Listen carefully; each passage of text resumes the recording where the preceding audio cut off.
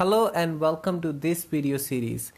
In this video series, we will see what is Python, how we can learn to code in Python, and in this particular video, before we begin to code, we want to know what is Python. So Python, how it started its journey as a programming language. We will see different versions of Python, who invented this language Python, and what are the features this language has to offer. So I'm really excited to bring you this course. This course is going to be targeted at very beginner level, but if you have some programming experience, we really welcome you to this course. I'm very excited to bring this. So let's dive into our first slide. So when I talk about history of a programming language, or when we learn about new language, we should know about history of that language.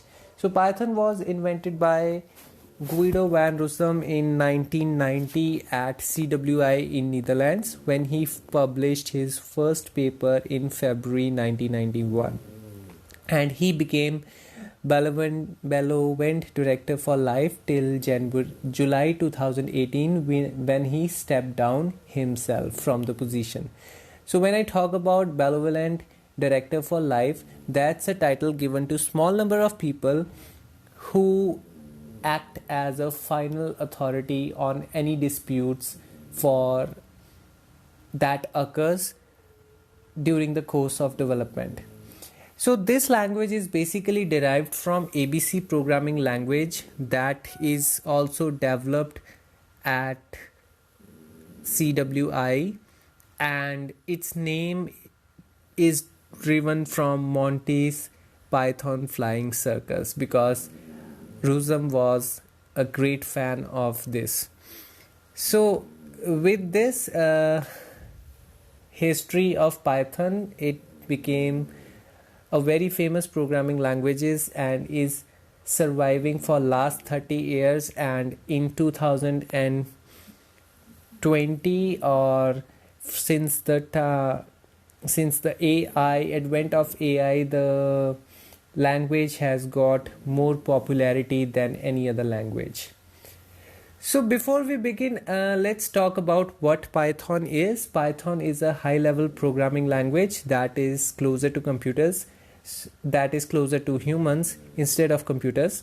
So when I talk about that it is closer to human, I mean that language is human understandable. It has one layer that is called interpreter, that act as a converter from human code, human readable code, to machine code. So definitely human write code in some language. For example, in English language, I can declare an integer in Python as int x equal to 0, that we will see in a few moments, and that is being converted to machine level of code of zeros and ones, so that my processor can understand what is this set of instruction is.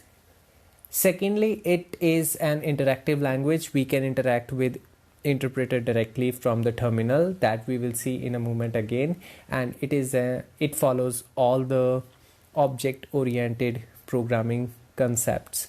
So these are called the OOPS concept. Don't worry about this. If you don't understand what OOPS concepts are, with the advent of time while learning this language, you will come to know about this. Next, we have more features on this language. It can interface to all the major commercial databases that are available. For example, MySQL, PostgreSQL, MongoDB, and there are many others. So a language that can interface with majority of database is a really strong point of language, because it doesn't limit you for the selection of database. You can select any of the database and you can start working with Python with that database. So database stores your data from any application you are developing. It supports desktop based application via Tinkers, and it supports web-based applications via Django as well as Flask. So there are also other frameworks that are available which you can use to develop desktop-based and web-based applications that are written on Python. So we will definitely see any of these frameworks by the end of the course. Secondly, this language is easy to maintain, read, and it is closer to human than it is closer to computers, because we can read and write what we as a humans can understand rather than a computer. Secondly, it's mostly said that Python is a interpreted language, but in modern programming world, this difference has shrunken to zero almost, because any language can be compiled as an interpreted language, or it can be run as a compiled program. It can run as an interpreted language or a compiled program. Though the difference between interpreted and compiled languages is very minute, that in compiled language entire code is converted into machine code and that processor can run.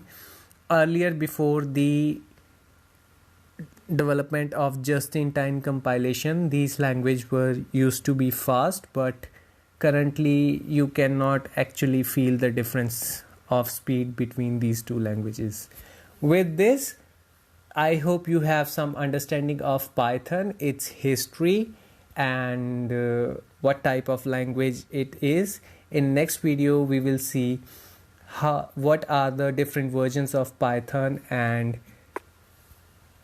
we will also see some other features of Python. With this, I really thank you for watching this video, and I'll see you next time.